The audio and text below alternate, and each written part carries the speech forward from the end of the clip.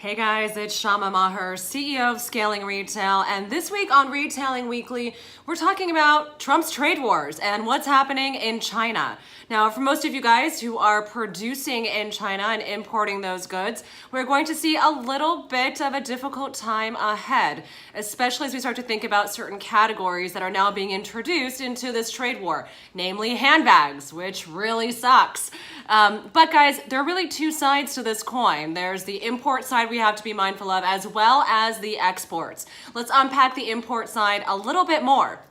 Companies like Li and Feng that are producing and manufacturing in China and are really our global supply chain source hubs, right? These are the guys who are producing private label for Macy's, they're producing private label for Walmart, for JCPenney's. We are starting to see actually a downshift in the stock prices for these companies simply because of what is happening on the import taxes and how we need to start to take that into consideration for possible resale and pricing here domestically in the US. So guys, when we're thinking about imports, one of the things that we normally tend to think about is, well, where are we producing our garments? So right now, guys, China is responsible for about 41% of all clothing that is produced and created and sold here in the United States, as well as 72% of all footwear. This is a large majority of the products that are being sold here in the United States. So as we start to think about these import taxes that are going to be levied on us, certainly going to be passed on to the consumer, as a brand, you've got to ask yourself, well, where else am I going to be able to produce? Now, honestly, guys, certainly India is going to be your next best friend when it comes to manufacturing and production. However, India, as well as China, has been notorious for a lot of bad manufacturing processes, human rights violations, and really not being able to have strong labor work ethic. Now, things have changed since we've seen the outcry of, the factories that have burned down and, lots of different kinds of human rights issues that have come up in the last 15 and 20 years. But as manufacturing starts to shift from China to India, right, we have to ask ourselves, Prime Minister Modi, is India ready for this influx of manufacturing jobs? Are they prepared? Are their factories prepared to scale up, right? What exactly are we going to have to be implementing and looking for in terms of quality control to make sure that these factories are living up to codes and standards, given that now there might be a much higher demand to produce there, given these trade wars and what's happening with all of these taxes. So on the brand side, guys, please, as you're looking for other places to shift and do your production and manufacturing, make sure you go through rigorous testing as far as who these factories are, what their codes and what their standards are, and even ask them, how do you plan on expanding, or how do you plan on handling all of this new demand, right? What is the approach that they are going to be taking?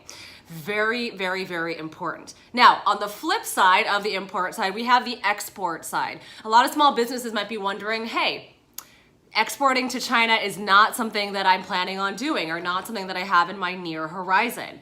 Well, any of you smart small business owners out there know that China's middle class and the luxury demand out there for US product, US brands, is quite high. We have companies out there like shops that are really taking advantage of these opportunities, working on the ground with US brands to do shopping parties to lots of young millennials in China who are really interested in spending their products on unique items that they cannot find in their local market, right? In their local malls and brick and mortar stores that they have available. So companies like shops that are able to take advantage of this are also going to start to see some difficulties simply because what are they going to be doing now with the import taxes out to China, right? So when they're importing goods, they're now going to have taxes levied on that. And how is that going to impact these new types of business models? So guys, small business owners, you should be looking at China as a possible exporting functionality. And you're going to have to start to get creative about the different ways in which you'll be able to get those products to that potential customer.